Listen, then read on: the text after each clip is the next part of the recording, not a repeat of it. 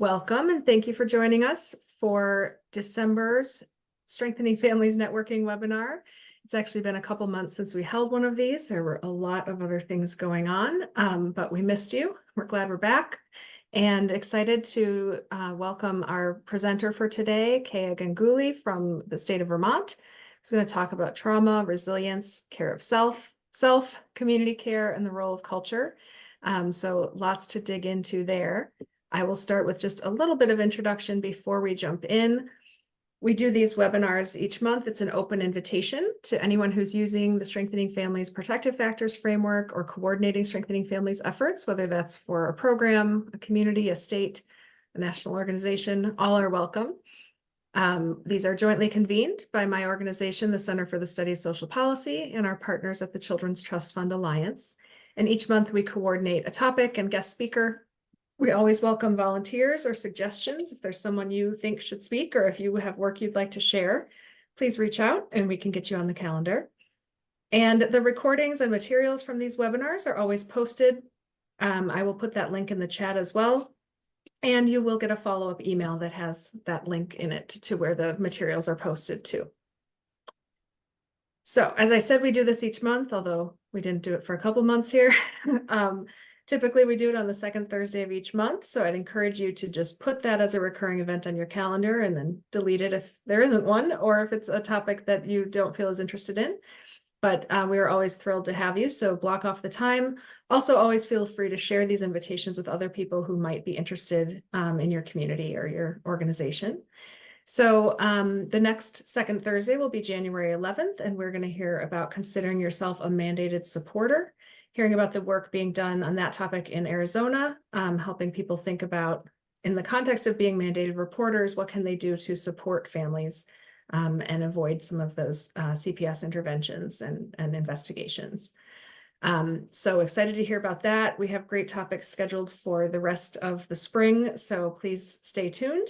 You can subscribe to our newsletter so that you can always get those webinar announcements. We typically send it out the week before that second Thursday. We do have the January one set up for registration already, but you can also just get the newsletter and sign up from that link.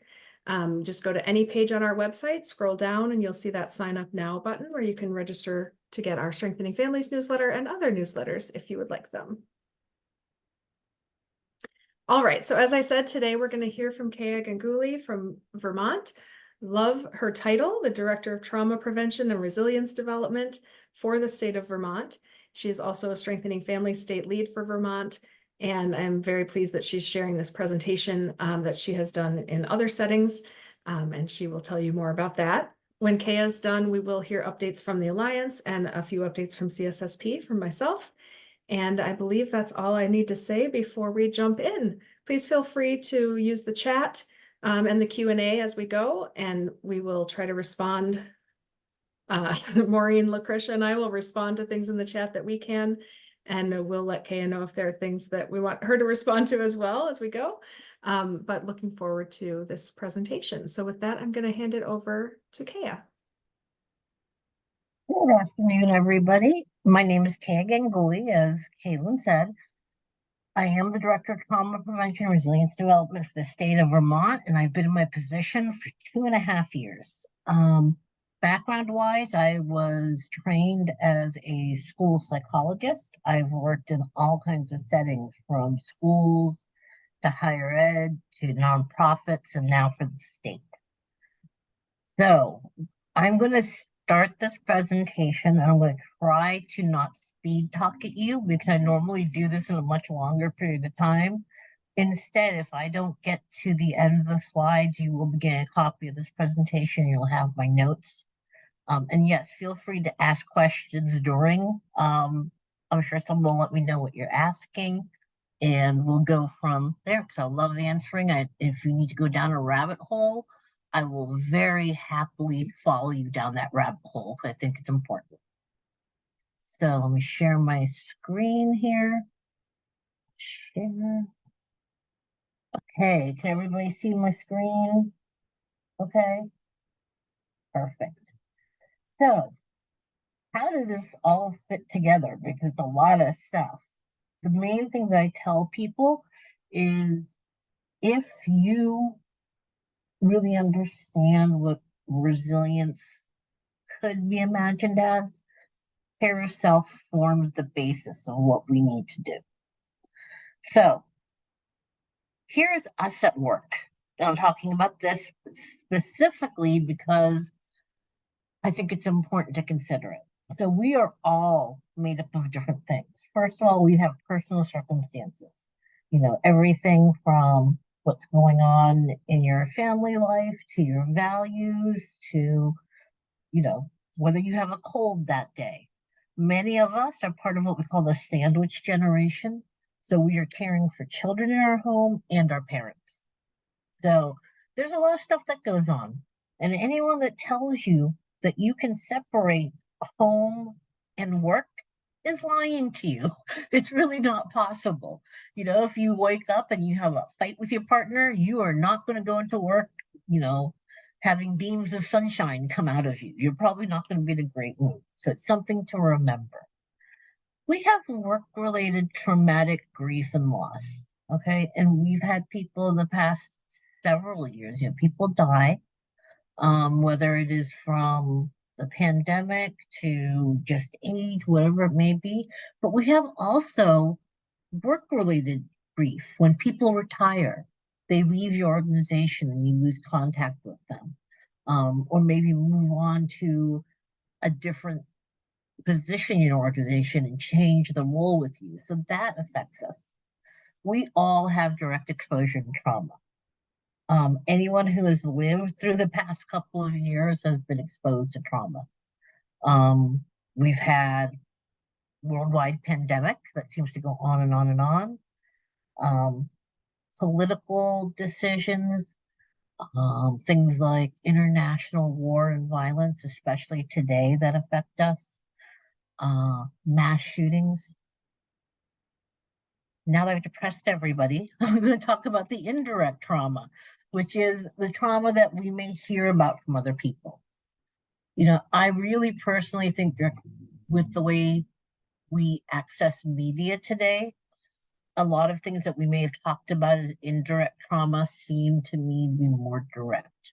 So that's why I put things that we may not physically be present for, but we are seeing. We have a 24-hour news cycle. We can't get away from it. So these two actually meld quite a bit. But for those of you who do direct service, the people you serve have also been through trauma and they may be sharing that information with you. We have empathic strain or compassion fatigue, I sometimes call it your give a care is broken. And it's for people who work in human services, this is particularly challenging because you get into this field because you want to help people. And if you start feeling numb and detached, it hits the very core of who you are. We have systems failure. I'm not going to pretty it up. Our systems are broken. They're not working the way we need them to work to support the most vulnerable. We have working conditions, everything from maybe having to work from home when you weren't expecting it to being a home visitor and worrying about your safety or worrying about, what you might be exposed to. And then we have the socio-cultural context in which we live.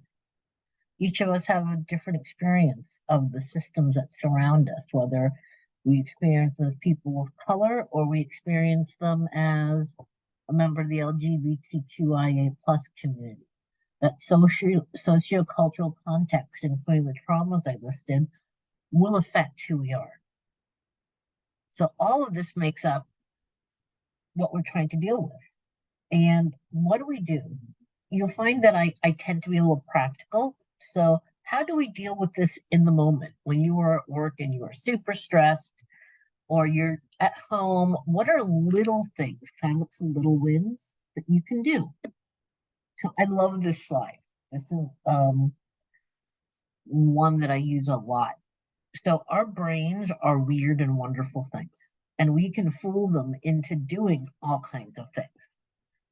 So if you want to get a hit of dopamine, to feel the way you do when you really succeed at something, you can complete a task, You can do some self-care. We'll talk about that as we go on. Eat some food, celebrate little wins. Here's an example. Think about it. Those of you who keep a to-do list, I want you to think about your to-do list. How many times have you written something down on that list so you can cross it out because you've already finished it? You are giving yourself a hit of dopamine every time you do that. And I don't believe food is the enemy. You know, we have pathologized food in a lot of ways and said, you know, this is a bad food, this is a good food. You should feel guilty if you eat this, you know, be healthy. Those are messages that we're sending to people. And here's my thing. If you have had a terrible, awful, no good, horrible day, and all you want to do is go home and eat your feelings by consuming a chocolate cake, go for it. Don't do it every day, but sometimes food is comforting and it gives you dopamine. So serotonin, that's the hormone that we try to increase by using certain classes of antidepressants like SSRIs. So how can you help this one? You can meditate, you can run, swim, sun exposure and walking in nature. Be a plant. Literally, just go and put your face up in the sun if it's available for like 5 or 10 minutes and you'll increase your serotonin. I can tell you, so I've been married for 33 years and I have a summer husband and a winter husband. And my winter husband pretty much grunts at me all winter. He is pretty, I laugh about it now, but when I first experienced it was awful. He has pretty severe seasonal affective disorder. And a couple of years ago, I was at my sister's house and I came down the stairs in the morning and she was sitting there in front of this glowing disc that she had plugged in. I'm like, what are you doing? And she's like, it's a full spectrum light. And I just looked at her and rolled my eyes because I'm just like gimmicky. And she's like, no, it really works. Now, my sister's a mental health counselor. So I have a lot of faith in her knowledge and her good advice. So I went on the computer and I went tap, tap, tap and found one for like $11 and ordered it. And that evening when it got delivered, I went into my living room. I'm holding it like this. And my husband is sitting there on the couch, sort of staring at the TV. And I go up to him, I'm like, baby. And he's like, what? I'm like, would you just plug this in and sit in front of it every morning? And at that point, he rolled his eyes at me and said, really? I'm like, just try it. What's going to happen if it doesn't work?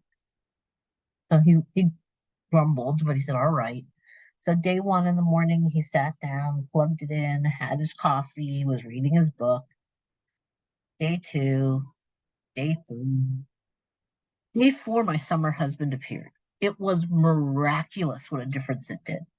Now, I'm not going to say it works for everybody, but for $11, it's worth a shot. It definitely really improves his mood to the point now, I don't even remind him. When we start going down that dark tunnel of fall up here in the north, he pulls it out himself and starts sitting in front of it. So oxytocin, the love hormone, you can play with a dog, a baby, hold somebody's hand, hug somebody, give compliments. I literally wrote that when I first saw this slide. I took my to-do list out. I wrote give compliment 3 times. So I would remember to do it. So now it's a habit and it makes you feel better. It makes the person who gave the compliment feel better. My one caveat, to really be the most effective, you need to compliment something the person does, not something that you think they are. Like, and I still tell people, oh, I love that outfit, things like that. But I really consciously, when someone does something I think is fantastic, I give them a compliment on what they've done. Like, that presentation was great. I'm so appreciative of the information. Thank you for doing it. And then, and for those of you who have chronic pain, endorphins, laughing, watching comedy, some exercising, dark chocolate. I am a fan of dark chocolate. You can send it all my way. So these, none of these are big, if you can see that. None of them are hard to do, but they really can help lighten the moment. You know, I can't cure everything for you, but this is something you can do just to help yourself out. So, trauma, you all know about trauma. You wouldn't be in this work if you didn't. Just to remind you that one, trauma is very different from person to person because experiences become traumatic when they overwhelm our ability to cope. So, what's traumatic for me may not be traumatic for you, first of all. They come in many forms, from one-time event to chronic or generational events. Exposure to trauma in childhood is common. We say this a lot and we don't think about this, but exposure to trauma in adulthood is also common. You know, we all have experiences that we find traumatic. Risk for exposure to more than one type is high, and the context in which you live is going to increase your risk of exposure to trauma. So the example I use a lot is in Vermont, in the Burlington, which is one of our bigger cities area, a really nice area is Shelburne. So if you have a 12-year-old white male living in Shelburne with both parents who have a higher than average income, he's going to have one experience. Then if you go into Burlington, into what we call the Old North End, which is a higher rate of poverty, it's a food desert, and you have a 12-year-old Black male child growing up there, he's going to have a really different experience. So one of the things that we need to really remember when we're talking about this is that context is everything. Okay, that's one of the things that we don't always think about, but we really need to. So what's resilience? Here's where I'm going to start going out on a limb. The Kaylin promised me I'm following where they're going. So I don't like the word resilience. And and it's in my title, of course. And the reason being is I find it to be a very conservative, not political, I'm not talking politics, but not movable idea. Because really, we started using this word in the 1960s during the height of the civil rights movement. And people at that point were talking about transformative or adaptive change. That systems needed to change, they need to be broken apart, they needed to get moved. And for anyone who understands the context, people don't want to give up power. Power is what you have. So they started looking around. They didn't want to transform their systems.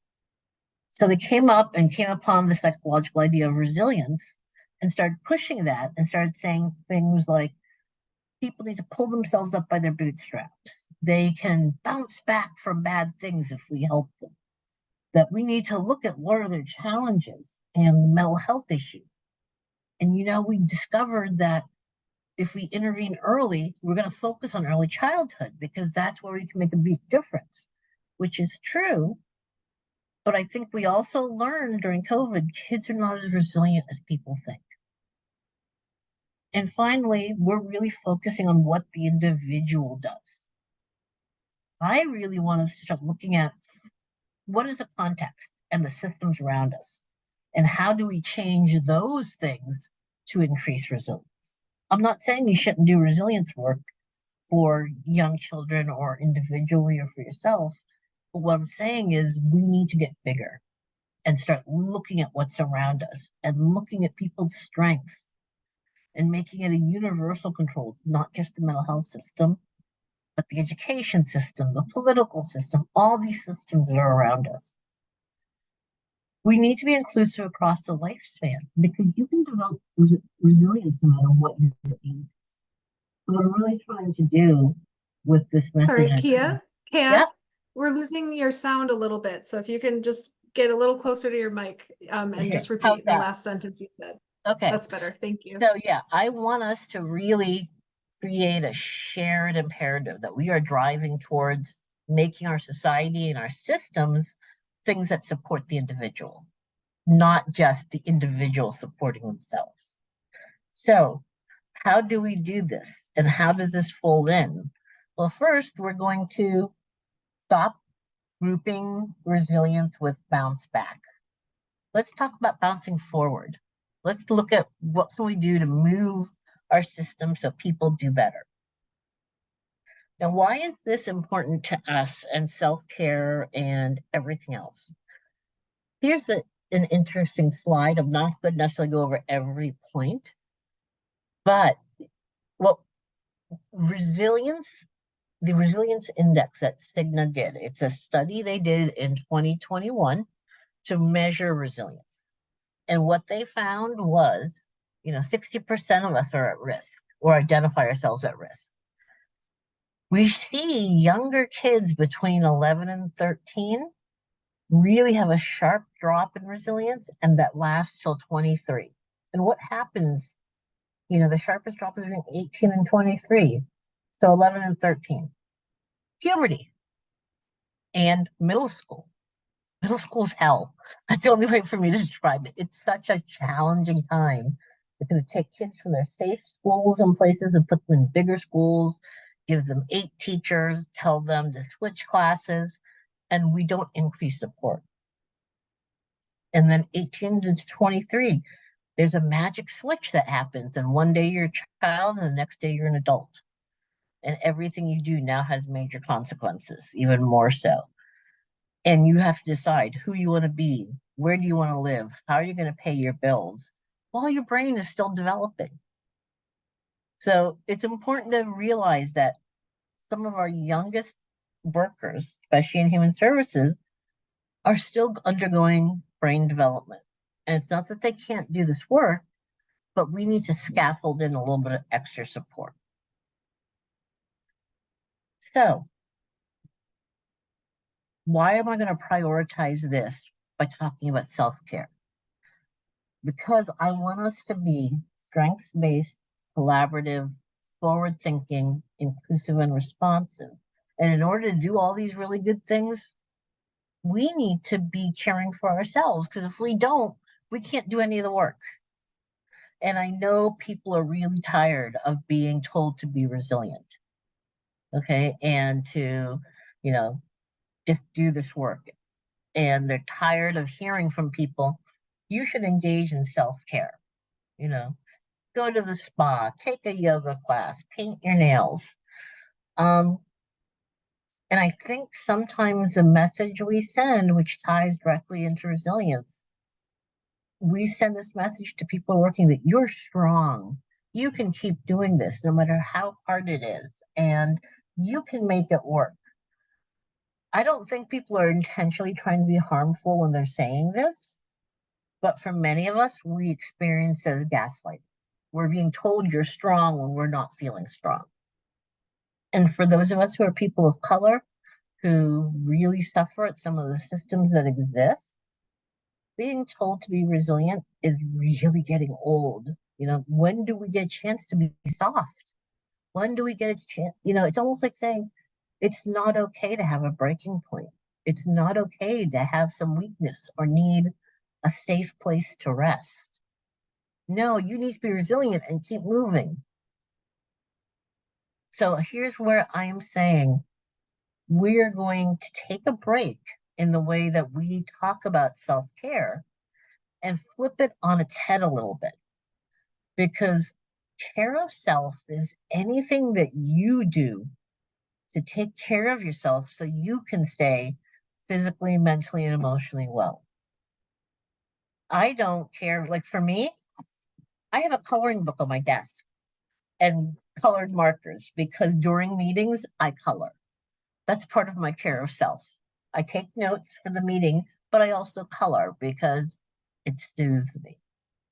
So understand that I'm not going to judge what you think self-care is.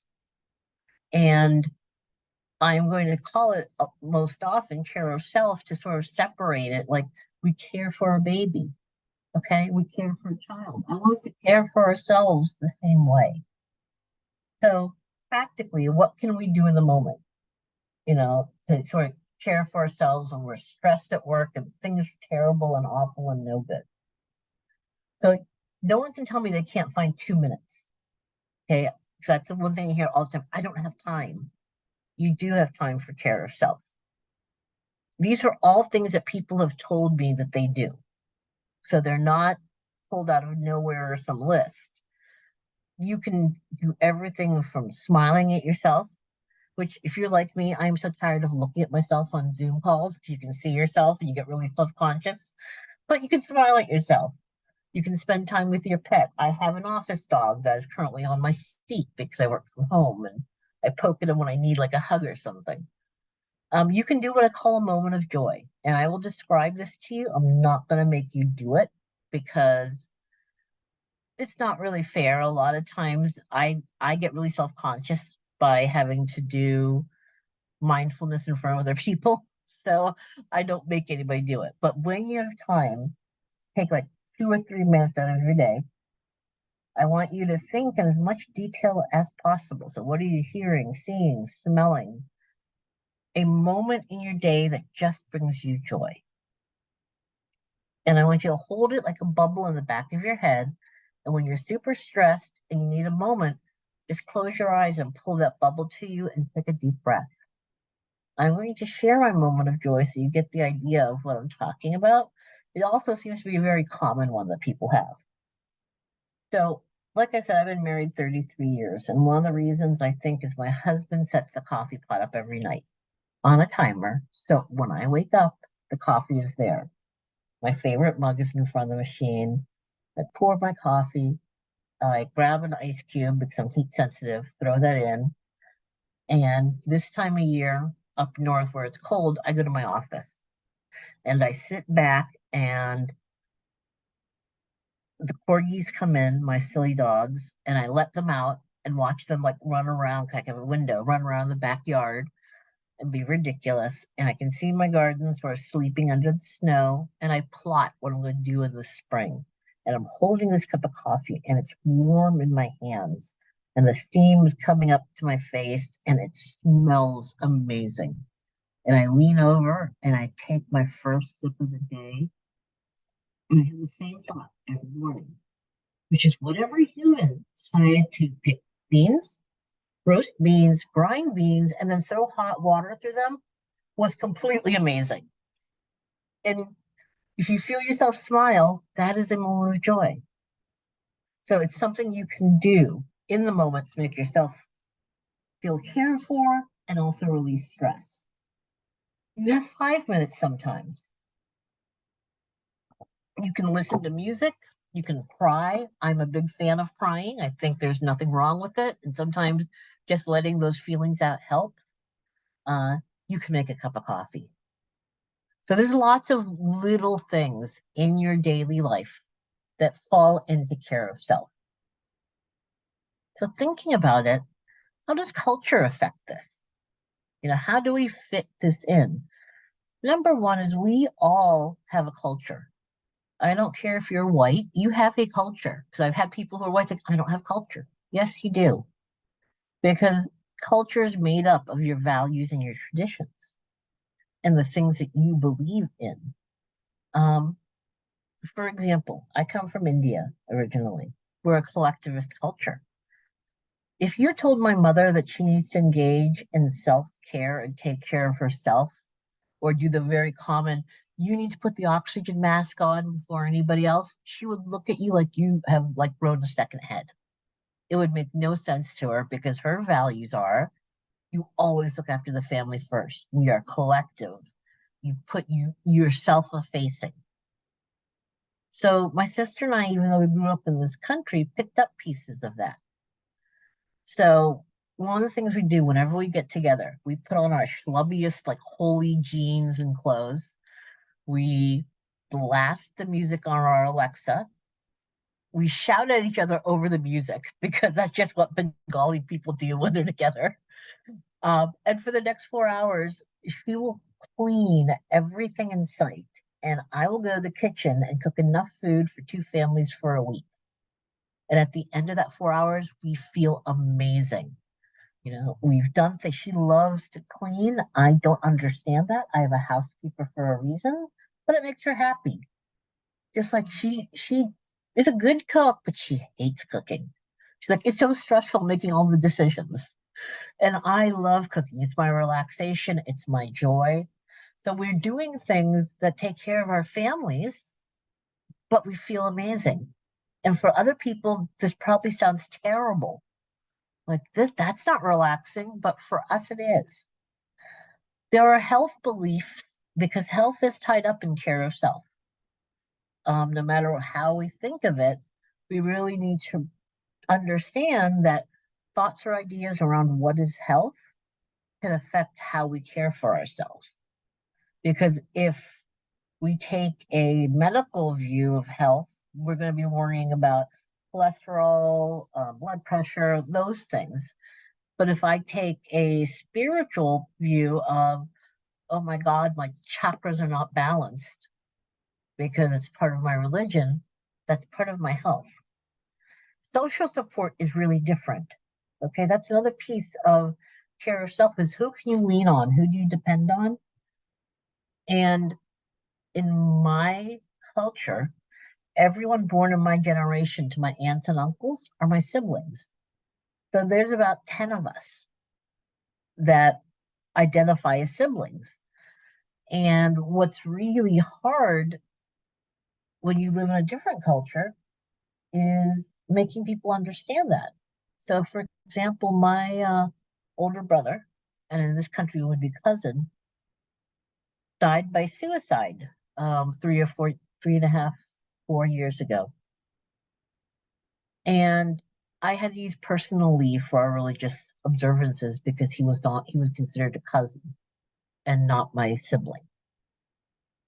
So that's where like I'm trying to care for myself, I'm trying to engage in the rituals I need to, but the culture around me actually punished my belief. So understand that those pieces are really important. Access to healthcare. Health equity is a huge issue for us.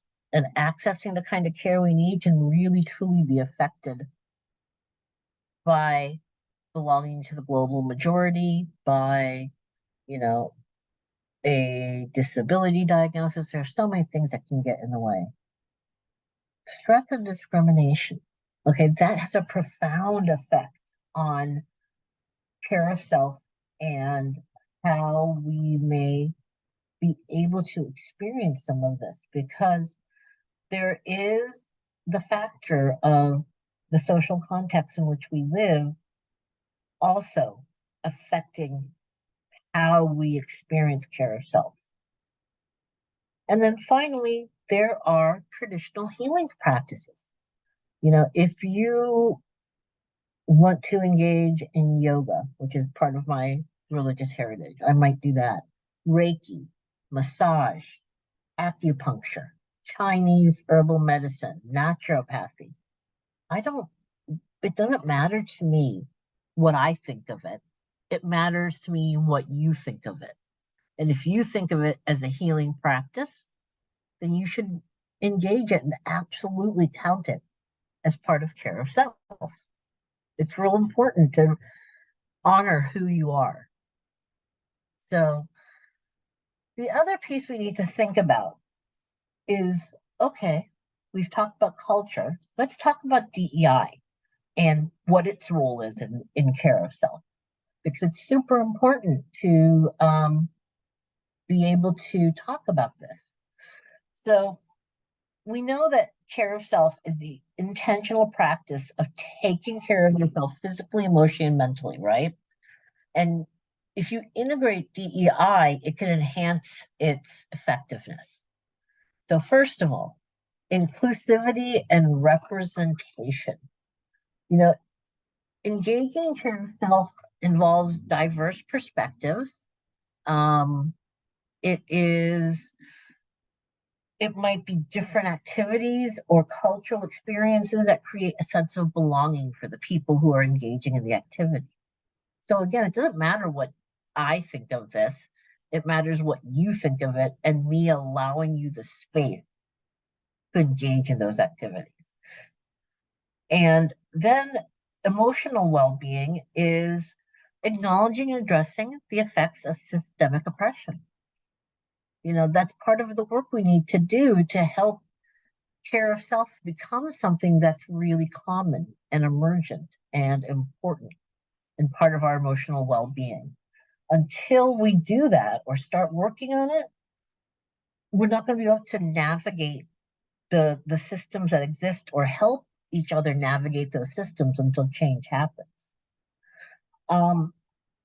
This can involve emotional well-being, can be anything from therapy, sweat lodge. For me, it's puja, which is our prayer. You know, it's how we look at some of that. These are all pieces of emotional well-being. We're talking about engaging in emotional healing. Intersectionality, that our identities are multifaceted, and those identities will have different needs sometimes. You know, I laugh, I say, you know, there are days I argue with myself because I have all these different identities that have different values sometimes, and those values clash. And I actually have to sit there and think, of these values that I have in here, which one is a true value for me, and what have I assumed with that identity? So it's important to think about that. Addressing burnout. DEI can really help us address burnout, because when people feel supported and they believe that the place they are working or they are living actually is there to catch them, you don't burn out as often because you know that you've got this safety net. And part of making this all happen is advocacy, learning, and growth, is really start realizing that self-care isn't just something, or care of self isn't just something you do, it's something you are. And it's not easy work. You know, it's work that requires a lot of effort. So, like I said, the dimensions that we're talking about are physical, emotional, psychological, professional care, overriding and making you help with all of these, and spiritual. We don't talk about that a lot. It's really interesting. It's one of those areas that is sort of like taboo to talk about. But for some people, spirituality is an important component. And I'm not just talking religion, because there's a lot of different ways that spirituality expresses itself. But acknowledging that that's a part of care of self for many people is important, so people feel safe. You know, I'm lucky where I work in certain ways. There are certain religious festivals that are really important to my practice. Now, I don't get them off as a paid holiday, which is a different conversation about systems and equity.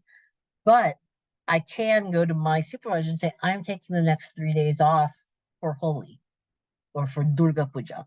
And she's just like, great. And Mark often doesn't argue with me about it. She just thinks I should go. So these are all pieces of care of self. So what are some challenges? Hey, Yep. if I can interrupt, someone wrote in a question. It was when you were on the slide about integrating diversity, equity, and inclusion in self-care. So I just wanted to raise it now. She asked, is there a study of this? And so I think she meant this slide in particular. Alice, you can correct us. Raise your hand, I can unmute you, or you can type in the chat. She says yes. Okay. So this comes from a lot of different sources. Most of my stuff comes up. I could probably find a specific study for you, but this comes from just a lot of different areas that I've looked at. But what we know is when people feel emotionally well and safe, it's easier to engage in care of self because you have the bandwidth to do it. If all of your energy is focused in on surviving, it can be really hard to make that space for care of self. And it looks like Alice's question was specifically about how it prevents burnout, but she said this makes sense, and thank you. So yeah, and there are some studies, and I can absolutely find them. I just have to dig through my files. So I'm one of those bad people that print things out because I can't read research articles on the computer. I get headaches. Okay, so what are some challenges? So we're going to put a critical lens now on self-care as it's practiced. So there is, first of all, an assumption that everyone has time, access, and money. Wellness is a hashtag $2 billion industry right now in this country. Not worldwide, just in the United States. Worldwide, we're at about $4 to $5 billion. And the things we recommend people do that you hear all the time, take a yoga class, have a spa day, do your nails. All of these things require that you have the time to do it, that you actually have access to them, and that you have money. So we're leaving people out, and I'll talk about that more in a minute. Gender is an issue. A lot of what we do or recommend skews traditionally female. It doesn't mean men can't enjoy this, but there are things that we associate with a female identity. For example, anytime you say the words bubble bath to my husband, because I adore soaking in a tub, he's like, I do not understand why you want to sit in a tub full of dirty water. That is his idea. But he loves going on hikes through the Vermont mountains with our dogs. And he'll disappear for 4 hours at a time doing that because that fills his cup. There is a lot of cultural appropriation in self-care and care of self in the way we practice it, and we don't acknowledge that there's a lot of privilege associated with it. So, for example, I have friends who are Indigenous, and they are pretty offended by people smudging with sacred sage for a couple reasons. One is sacred sage is endangered, and two, it's actually a part of their religious practice. And my friend who I talked to said it would be like you, Kea, walking into a Catholic church and taking communion because you're not Catholic. He's like, I don't have an issue, and this also differs from person to person. Well, he's like, I don't have an issue with people smudging if they're using lavender or whatever, but the actual use of sacred sage is a really important part of my religion. And I'll tell you like my most favorite, sarcastically, cultural appropriation. And yes, people are allowed to laugh, so I've learned to laugh at it. But if I see another person wandering around wearing a t-shirt that says namaste bitches, I'm going to kick them. I understand that they're trying to show an appreciation in some twisted way. But like the way people practice yoga in this country, I have a very conflicted relationship. Because I don't have an issue with people doing yoga. I have an issue with people not acknowledging where it comes from. Just like mindfulness comes from meditation, which comes from religious practices in the East and in early Christianity. But we never acknowledge that. So we're taking something without crediting it. The other piece, like I said, it's very white. If you look at images, it's always like these impossibly tall blonde women wearing unwrinkled linen, doing weird yoga poses. The other piece is its medical model. When we think of self-care, we talk about, do you eat right? Did you get enough sleep? Did you drink enough water? Did you exercise today? And all it really does is make a lot of us feel really bad because we failed in self-care. We didn't do these things. So, and here's my favorite myth that gets all of us. How many steps a day are you supposed to take? I'm willing to bet if you start typing in the chat, we're going to see 10,000 over and over and over again. And did you know that there is no scientific study to support that number? It was a number picked by the developers of Fitbit. The actual studies show there are factors. It depends on age, physical condition. Like for me, for example, I have rheumatoid arthritis and fibromyalgia, and there are days it's really difficult. And my doctor and I talked and looked at the research, and we set my steps for between 2,000 and 5,000. On a bad day, it's going to be 2. On a good day, I'm going to hit 5. I generally am around 3. That's nowhere near 10,000 steps a day. So there's those pieces. There's also a body image issue, okay? Where because medical model is so woven in there, we do judgment on people's bodies who don't meet a certain norm.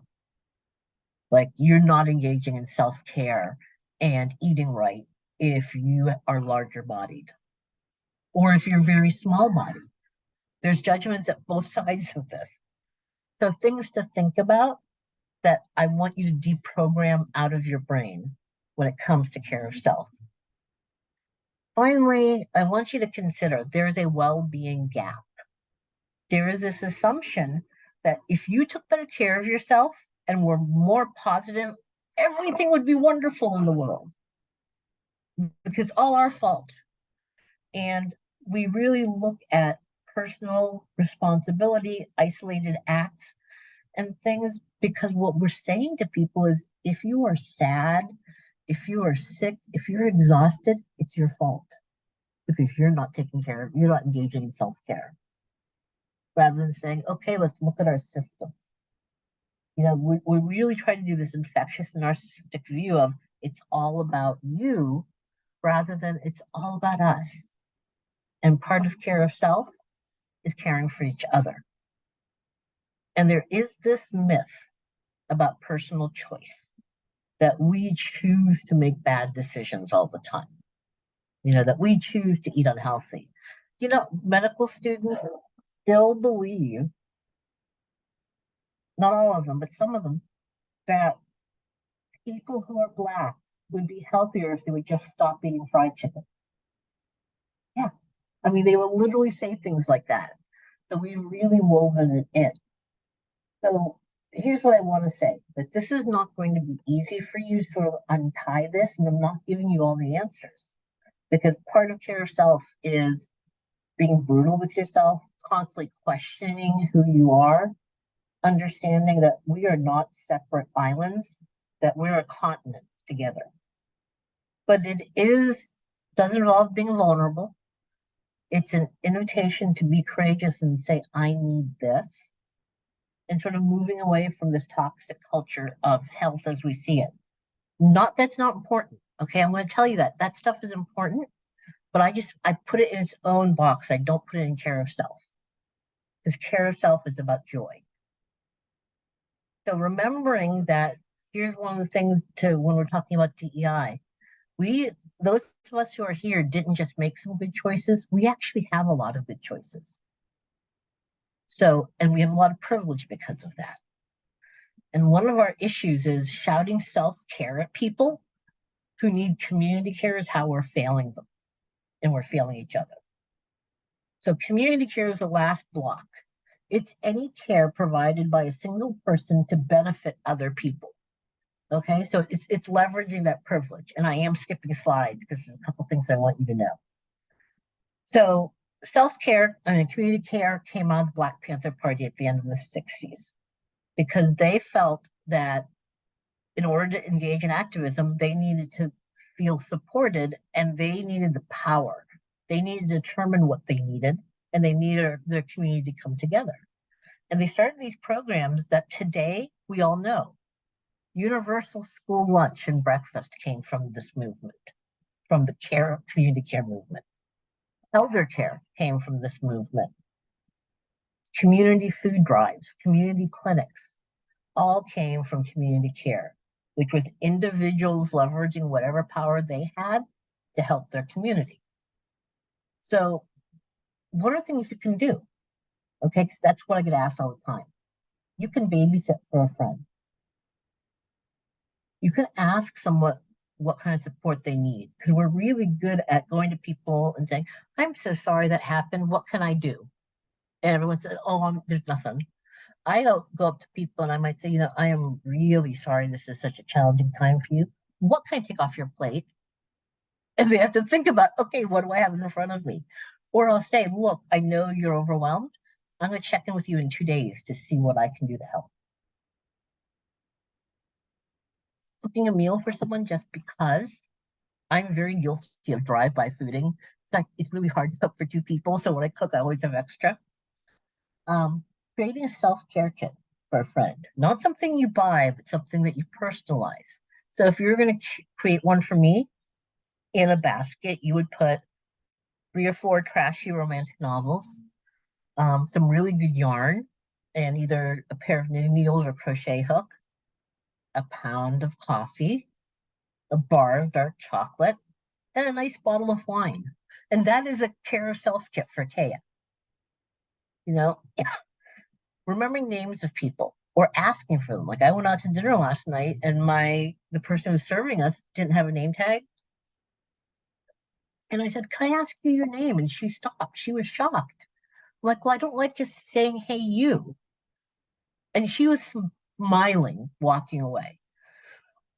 So understand all of these things are the little things. Like if you're a supervisor and you have a hybrid team, grab a note card, scribble a message of appreciation, and actually mail it to one of your staff or a coworker. Because how often do we get fun mail anymore? So all these little things make up your community. So I think I have made it to exactly 3:51. I have skipped some slides, so I do apologize, but I hope you found this useful. My contact information is at the end. Excuse me. At the end of this, feel free to email me or call. I'm happy to share resources or where that came from. If you looked at my office, I have books piled upon books piled upon books. So, with that note, I'm going to stop sharing my screen. And Thank turn it you back so over to you. much, Kaya. I hope you'll take a little time to look through the chat. There's been a lot of enthusiasm and thanks for what you're sharing and people chiming in with their own thoughts too. We did have a couple questions put in the Q&A. Actually, if you look, when you go to the Q&A, look under answered, there's one that someone typed a very specific question. So if you can respond to that while we're giving these, just in writing, while we're doing these updates, it was about the SAGE. Yeah, the sage, it literally is called, it's I think for you, because my friend called it's white sage is sacred sage. Okay. But if you want to use like regular cooking sage, I smudge with bay leaves because they're part of my religion. So I use bay leaves, but I have people who use cinnamon. I know some people who use eucalyptus. There's lots of things you can smudge with. Excellent. All right. Thank you for sharing that and for everything that you shared. This was really insightful and reflective, and I really appreciate it. So I'm going to hand off to Maureen Holliker from the Children's Trust Fund Alliance to share some updates from there, and then I'll have some updates from CSSP. Yeah. And I saw someone wanted to know the light. All you have to do is type in full spectrum light because it takes you can go to Amazon, even though they're a bad monolith, but you can just type in the full spectrum light and it'll give you a whole bunch of different options. Awesome. Thank you, Kaya. Hi, everyone. Kaya, that was such fantastic information, really informative, and also really like what I feel like we all need right now in this season. So hello, everyone. I hope you're doing well. My update is very quick. We have a training of trainers, virtual training coming up in January 22nd to the 25th. I will put this flyer in the chat box so that you have it if you need it, and you're always welcome to contact me. I'll put my email in the chat box too. Thanks, Kaylin. Great. Thank you. And I am putting some links in the chat for the updates that I'm about to share from CSSP. I realize I always forget to introduce myself at the beginning of these. I'm Kaylin O'Connor from the Center for the Study of Social Policy. I will share some updates. I have been saying for a long time how we are working on updates to strengthening families, and I'm very excited to share that they're actually coming out very soon. And so Kaya made a reference to that we're going in the same direction on thinking about resilience. You will see in the paper that's coming out soon, we've been grappling with a lot of the same ideas and concerns about the ways that resilience is used, yet really maintaining a belief in the importance of resilience in the true psychological sense, not the ways that it's been had some connotations that are less positive, but how can we talk about resilience being grounded in community and often being undermined by policies and community conditions, and how we can change those so that folks can thrive and not have to be as resilient as individuals. So that is one of many things that you'll see in a paper that's coming out in early 2024 called Expanding the Perspectives and Research Foundation for CSSP's Seminal Frameworks, Strengthening Families and Youth Thrive. So you will be seeing a new logo for Strengthening Families. very exciting. New definitions, updated definitions of the protective factors, new materials and updated versions of materials you've seen before. And we are planning out some opportunities where you'd be able to delve into each protective factor with my colleague, Dr. Charlotte Harper Brown, who is the author of that paper, as well as previous, the 2014 papers about strengthening families and youth thrive. But we're going to set up some opportunities for diving in on each protective factor with Charlene and the rest of you from the Strengthening Families National Network. So we're really looking forward to that. And just want to thank everyone who participated in listening sessions earlier this year, gave feedback on the guiding values of strengthening families and a lot of other things along the way over the last 18 months. So very excited that we'll be able to share those with you soon. And I'm going to share just a couple other updates from CSSP, recent briefs that we've put out. This one is the Child Tax Credit and Family Economic Security, where it's a summary of findings from a survey of families with children about how the expanded child tax credit helped them and how that going away affected them. And we continue to advocate for an expanded child tax credit or other form of automatic benefit for children. So I encourage you to check out that brief. The link is in the chat. I also hope that many of you are listening to our podcast, The New Neighborhood. I have the pleasure of co-hosting that with Sanaa Sharif, who is a member of our Parent Leader Network. And the episode that's on the screen here was episode 5 of this season, focusing on maternal health advocacy with and for parents, with Tina Sherman from Moms Rising and Daphne Alceu from Smart Start in North Carolina. Just a great conversation about many issues that I know are dear to all of our hearts.